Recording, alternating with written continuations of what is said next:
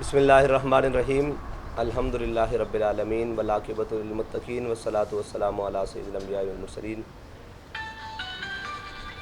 آج آپ تمام احباب کو تحریک لبیک پاکستان کے مرکزی سیکریٹریٹ میں مدعو کیا گیا ہے۔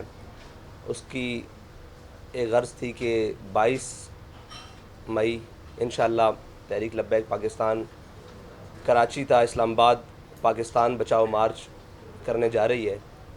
اس کی تیاریوں کے سلسلے میں اور حالیہ ملک کے اندر پچھلے کچھ ہفتوں قبل ایک گستاخیوں کی لہر دوڑی، جس میں کچھ خواتین و مرد حضرات نے نبوت کا دعویٰ کیا، اور اس کے بعد ایک طویل سلسلہ چلا جو رکنے اور تھمنے کا نام نہیں لے رہا تھا۔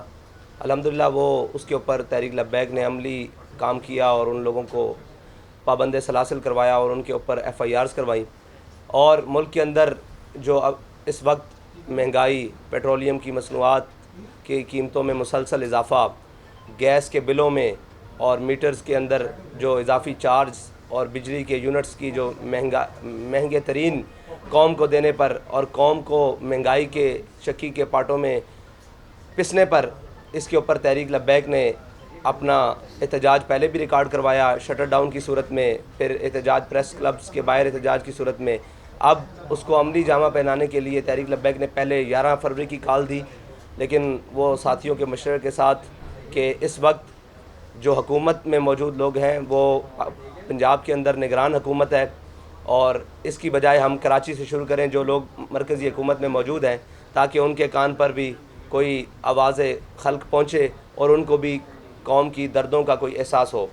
اس کے بعد ملک میں حالیہ سیاسی افراتفری اور ملک کے اندر جو بھی اس وقت ایک اژدہام آیا ہوا ہے، اس کے بارے میں ہمارا ایک مکمل ذاتی موقف ہے، نظریاتی موقف ہے کہ ہم سیاسی و ذاتی وکٹمائزیشن کے خلاف ہیں۔ وہ اگرچہ رانا ثناء اللہ کے خلاف ہو جناب کیس کے اندر، منشیات کے کیس کے اندر، اور اگر شہریار افریدی اور اس کی اہلیہ کے خلاف ہو، اسی طرح پورے ملک کے اندر خواتین کے ساتھ جو سلوک کیا گیا ہم اس کے سخت مخالف ہیں۔ لیکن جو PTI کی قیادت نے اور PTI کے رہنماؤں نے اس ملک کے ساتھ کیا، اس ملک کی تنصیبات کے ساتھ کیا، چیزوں کے ساتھ کیا، روڈوں کے ساتھ کیا، ہم اس سے زیادہ مخالف ہیں۔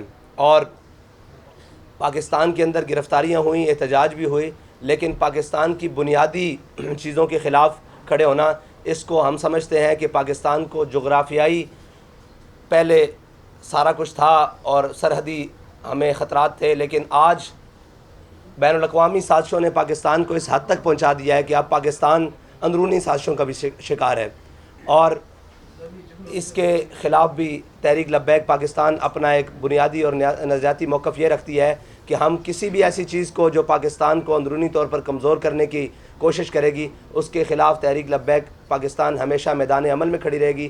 وہ اگرچہ سیاسی بات ہو، وہ اگرچہ نظریاتی بات ہو، یا پاکستان کی اساس کے خلاف یا اس کے کسی بھی چیز کے خلاف ہوگی، تحریک لبیک پاکستان اس کے خلاف عملاً بھی کھڑی رہے گی۔ اور اس کے بعد PTI کے کارکنان اور ذمہ داران کو ملک کے ساتھ جو 76 سال سے کیا گیا ہے، قوم ایک مسیحا کے انتظار میں ہے۔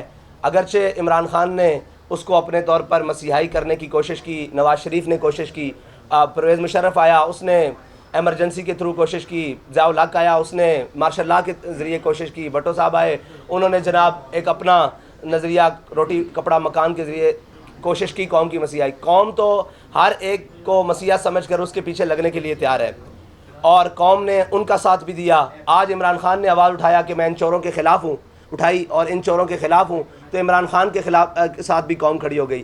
لیکن بدنصیبی قوم کی یہ ہے کہ قوم کو آج تک وہی لیڈر ملے جنہوں نے ووٹ کو عزت دو کی بات کی، لیکن اپنا ویزا لے کر، اپنی ٹکٹ لے کر باہر لندن میں جا کر بیٹھ گئے اور اپنے بھائی کو وزیر اعظم بنوا لیا۔ اور اسی طرح عمران خان اٹھا اور اس نے کہا کہ میں قوم کی مسیحائی کروں گا، اور میں قوم کا گلہ نہیں ہے، قوم کے بچوں کا گلہ بھی نہیں ہے، اور قوم کے بچوں نے جو کچھ کیا وہ ان کے اندر ایک فرسٹریشن ہے، ایک ان کے اندر غصہ ہے، غم ہے، اور ایک اپنے ملک کے ساتھ ہونے والے اس کھلواڑ کے خلاف غم ہے۔ لیکن صاحب ظاہر ہے ان کے جذبات کو غلط استعمال کیا گیا۔ پہلے نواز شریف نے غلط استعمال کیا، پورے ملک کی حکومت لی، 2/3 اکثریت بھی لی، پھر اس کے بعد آئے، لیکن ہمیشہ اپنے کاروبار بھی یہاں سے اٹھا کر باہر اسٹیل ملوں تک لے گئے، پاکستان کے اندر کچھ نہیں چھوڑا، اپنے بھی جناب یہاں سے ساری جائیدادیں لے کر باہر سر محل اور اپارٹمنٹس بنائے، لیکن پاکستان کے لیے کچھ نہیں کیا۔ پھر اس کے بعد عمران خان کی باری آئی تو انہوں نے بھی اپنی ذات کے گرد لوگوں کو جمع کر لیا، لیکن پاکستان کی باری آئی تو انہیں سوچنا بھی یہ گوارا نہیں کیا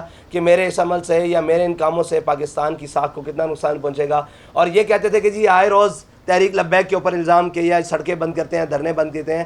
تحریک لبیک نے کبھی بھی ملکی سالمیت کو خطرے میں ڈال کر اپنی بات منوانے کی کوشش نہیں کی۔ ہاں ہم نے احتجاج ضرور کیا ہے، ہم انشاءاللہ آئندہ بھی کریں گے، ناموس رسالت کے لیے احتجاج، ختم نبوت کے لیے احتجاج، پاکستان کی بنیادی نظریے کے لیے احتجاج، پاکستان کی سالمیت کے لیے احتجاج تحریک لبیک آئندہ بھی کرے گی۔ قوم کے لیے، ملت کے لیے کسی بھی مقام پر آواز اٹھانا یہ تحریک لبیک اپنا موقف سمجھتی ہے، لیکن اس طرح کا ماحول بنا دینا کہ ملک کی بقا خطرے میں پڑ جائے، اس کے خلاف تو انشاءاللہ ہم پہلے بھی ہیں اور آج بھی رہیں گے۔ اور باقی یہ جو سیاسی اور ذاتی طور پر لوگوں کو ہراساں کیا جا رہا ہے، یا جسے کہتے ہیں کہ آرمی کورٹس کی بات کی جا رہی ہے، یا آرمی ان کی تحریک لبیک سختی سے مخالفت کرتی ہے۔ یہ آرمی کورٹس اس وقت کہاں تھے جب ریمنڈ ڈیوس کو اس ملک سے رہا کیا گیا ہے؟ اس وقت کہاں تھے؟ وہ تو پاکستان کا ریاستی مسئلہ تھا۔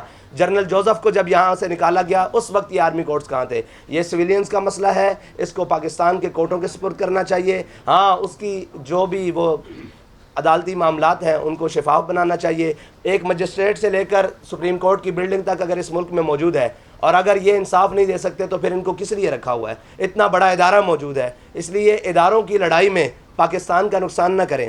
پی ڈی ایم اور اسٹیبلشمنٹ ایک طرف کھڑی ہو گئی ہے، عدلیہ اور پی ٹی آئی ایک طرف کھڑی ہو گئی ہے، تو پاکستان کہاں ہے؟ پاکستان کی بنیاد کہاں ہے؟ پاکستان کا آئین کہاں ہے؟ یہ ساری چیزیں کہاں ہیں؟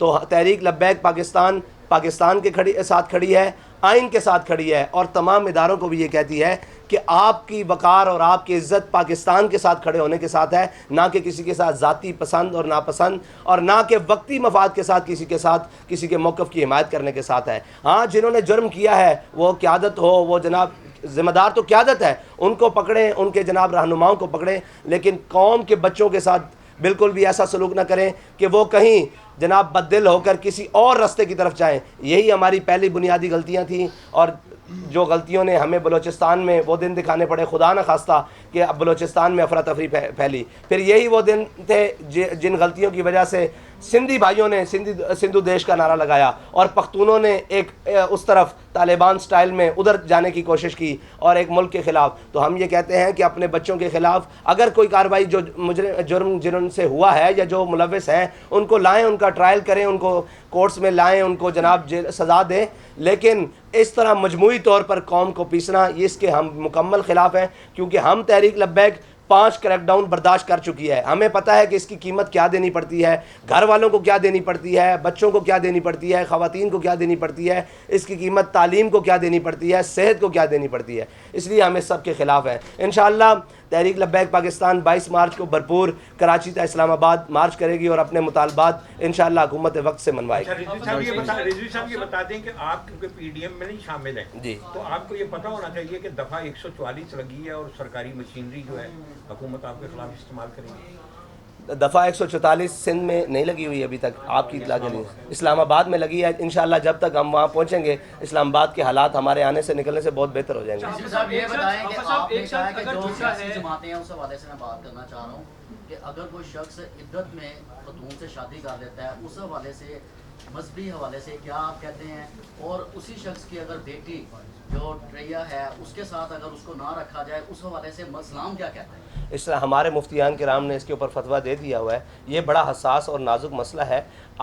میں یہ سمجھتا ہوں کہ آپ مذہبی طور پر اس کو استعمال کر کے عمران خان کے خلاف نہ جائیں۔ عمران خان کی اور بہت بڑی غلطیاں ہیں جن کو لایا جائے، اس میں تو عمران خان اگر توبہ کر لے گا تو اس کو معافی مل جائے گی، پھر ہم کیا کریں گے؟ مسئلہ یہ ہے کہ اس نے بنیادی قوم کے ساتھ جو کیا ہے ان پر بات کی جائے، یہ تو اس کا اپنا ذاتی مسئلہ ہے جس کو مفتیان بٹھا کر سمجھا سکتے ہیں۔ صاحب آپ نے یہ کہا ہے کہ جب ہم اسلام آباد تک پہنچیں گے تو جس دفعہ 144 لگی ہوئی ہے وہ ختم ہو جائے گی، تو کیا کہیں کوئی بیک ڈور کو رابطے ہیں یا کوئی اشارہ ہے؟ جیسے کہ اکثر آپ پہ الزام لگایا جاتا ہے کہ یہ ایک ایسی جماعت ہے جو کسی کو اشارے پہ چلتی ہے، یا اس کو صرف اسی طرح کی جو حرکات ہیں اس کے لیے کھڑا کیا گیا، کیا کہیں گے؟ دیکھیں تحریک لبیک یہ سمجھتی ہے کہ ملک میں ہر وقت تو نہیں 144 لگ سکتی نا، ملک میں وقتی طور پر لگائی گئی ہے اور پہلے بھی لگتی رہی ہیں کچھ دن کے لیے، تو ختم ہو جائے گی. تو ابھی بہت سارے دن پڑے ہیں ہمارے اسلام آباد پہنچنے تک، اور انشاءاللہ تحریک لبیک نے کبھی ایسا کوئی کام نہیں کیا جس کی وجہ سے دفعہ 144 کو برقرار رکھا جائے. جنرل الیکشن کو بھی آپ نے اپنی اس مہم کا حصہ بنایا ہے کہ آپ یہ بھی چاہتے ہیں، کوئی ڈیمانڈ ہے آپ کی جنرل الیکشن کے حوالے سے بھی؟ جنرل الیکشن کے حوالے سے ہماری یہ ڈیمانڈ ہے کہ الیکشن اکٹھے ہوں اور اپنے وقت پر ہوں. جب انشاءاللہ یہ اس حکومت کی مدت پوری ہو جائے گی پھر انشاءاللہ اس کے اوپر بھی بات ہوگی. اچھا حافظ صاحب یہ بتائیے کہ ایک شخص جھوٹا ہو، ذہنی توازن ٹھیک نہ ہو، زانی بھی ہو اور غیر اللہ کو سجدے بھی کرتا ہو، تو آپ سمجھتے ہیں کہ ایسے شخص کی اطاعت کرنا حلال ہے یا حرام ہے؟ مذہبی پوائنٹ آف ویو سے کیا کہتے ہیں؟ مذہبی پوائنٹ آف ویو سے یہ جو سارے الزام لگائے ہیں یہ جب ثابت ہو جائے تو پھر تو حلال نہیں ہے، لیکن جب تک ثابت نہ ہو اور جب تک اس کا موقف نہ سنا جائے اس وقت تو نہیں کہا جا سکتا نا کہ یہ تو اس کے اوپر سراسر الزام ہے. بھائی اگر آپ عمران کی بات کر رہے ہیں تو عمران کے اوپر اور بہت سارے جرم ہیں جن کا آپ نام لیں. اس میں سب سے بڑا جرم یہ ہے کہ اس نے آسیہ مسیح کو ان کوٹوں کے ذریعے رہا کروا کے فرانس میں جا کر پریس کانفرنسیں کی ہیں. اس نے عشاقان رسول کے اوپر لبیک یا رسول اللہ کہتے ہوئے اپنے دور میں 53 لوگوں کو شہید کروایا ہے. اس نے بہت سارے ایسے کام کیے ہیں. اس نے کرتارپور کی راہداری قادیانیوں کے لیے کھولی ہے. یہ بہت لمبا کیس ہے، آپ اس کے بنیادی اس کے اوپر آئیں جس کے اوپر اس نے کام کیا ہے. یہ تو اس کے ذاتی معاملات ہیں نا، ذاتی معاملات کے اوپر ہم گفتگو نہیں کرتے. غریبوں کی پارٹی ہے، میں یہ کہہ رہا ہوں آپ نے مہنگائی کے حوالے سے، پیٹرولیم کے حوالے سے سارا کام کیا. اس کے تناسب میں اب جو پی ٹی آئی کے لوگوں کو گرفتاری کرنی پڑی. آپ کو کیا لگ رہا ہے یہ مقافاتی عمل نہیں ہے کہ جب پی ٹی آئی کی حکومت تھی انہوں نے بھی ایسی سیاسی جماعتوں کے ساتھ اس طرح کیا تھا، ان کے ساتھ بھی اسی طرح؟ جی بالکل، یہ مقافات عمل بھی ہے اور یہ ان کی سیاسی غلطیاں بھی ہیں جن کا ان کو خمیازہ ہر طور پر بھگتنا پڑے گا کہ انہوں نے اپنے قوم کے بچوں کے ساتھ کیا کیا. اس وقت بھی ہم نے کہا تھا کہ تلک الایام نداولها بین الناس، اللہ تعالیٰ لوگوں کے درمیان دن پھیر دیتا ہے. جس چیز کا جس بات کا الزام انہوں نے ہم پر لگایا، یہ فوج مخالف ہیں، یہ ریاست مخالف ہیں، یہ امریکہ سے فنڈنگ لے رہے ہیں، وہ کون سا الزام بچا ہے جو ان کے اوپر نہیں آ رہا؟ تو اقتدار میں رہنے والوں کو آج بھی ہم جو اقتدار میں ان کو بھی کہہ رہے ہیں کہ بھائی آپ بھی خیال سے چلو، کل یہ دن آپ کے اوپر بھی آ سکتے ہیں. ہم تو 5 مرتبہ بھگت چکے ہیں. یہ کون سا کام ایسے ابرپٹلی ہو گیا ہے؟ مہنگائی تو بڑی دیر سے چل رہی ہے، پی ڈی ایم کے دور میں بھی چل رہی ہے، عمران خان کے دور میں بھی جو ہے ہوئی. کون سا کام ہو گیا کہ آپ نے لانگ مارچ کا اعلان کر دیا، وہ بھی کراچی سے؟ بھائی ہم نے تو اس کا اعلان پہلے 3 مہینے سے تیاری کی ہے اور سب سے پہلے ہم نے شٹر ڈاؤن کی آپ کو بتایا کال دی ہے، اور یہ صاف ظاہر ہے کام ہو نہیں گیا. پیٹرول کی قیمت جو 2 گنا سے بھی زیادہ بڑھ گئی ہے. بجلی کے جی اب تو کم کر نہیں، یہ تو مذاق ہے نا قوم کے ساتھ کہ مطلب 30 روپے 25 روپے بڑھا کر 12 روپے کم کر دینا، 20 روپے بڑھا کر 10 روپے کم کر دینا. 12 فروری کو جب ہم نے اعلان کیا تھا اس وقت پیٹرول کی قیمت 249 روپے تھی، آج 270 روپے ہے. آپ یہ دیکھیں یہ قوم کے ساتھ مذاق ہے. اور اسی طرح ڈیزل کی قیمت اس وقت آج سے 10 یا 15 روپے کم تھی جو انہوں نے بیک وقت 30 روپے کم کیا ہے. تو یہ تو قوم کے ساتھ مذاق ہے کہ کوئی احتجاج کے لیے نکلے تو آپ فوراً 10 روپے 5 روپے کم کر دیں اور جب کوئی نہ بولے تو آپ 15-20 روپے بڑھا دیں. اچھا حافظ صاحب یہ بتائیے گا قوم کی بیٹیوں کو تو سڑکوں پر لایا جا رہا ہے جبکہ خود اپنی جو بیوی ہے ان کو 7 پردوں میں عدالت میں لایا جا رہا ہے. یہ تو قوم کو سوچنا چاہیے نا، یہ قوم کو سوچنا چاہیے کہ ان کی سر اس پہ کیا کہتے ہیں؟ پرانے جو دور تھا پی ٹی آئی کا، اس دور میں ہم نے دیکھا فرانس کے واقعے کو دھرنا دیا گیا، اس کے بعد واقعی ہوئے، انڈیا میں واقعہ ہوا اور دیگر بھی واقعے ہوئے، سوڈن میں بھی واقعہ ہوئے. اس طرح دھرنے نہیں دیے گئے، اس کے صرف پریس ریلیز تک جو ہے نا آپ لوگوں نے وہ جاری کی. تو کیا وجوہات تھی کہ اس وقت اس طرح کی جو ہے وہ مذمت نہیں کی گئی؟ اس کی میں کئی دفعہ جواب دے چکا ہوں کہ فرانس کے خلاف ہمارا احتجاج اس لیے تھا اور اس کے سفیر کی ملک بدری اس لیے تھا کہ وہ وہاں گستاخی ریاستی سطح پر ہوئی ہے، ریاستی سطح پر ہوئی ہے. اور یہ شاید آپ نے نہیں سنا کہ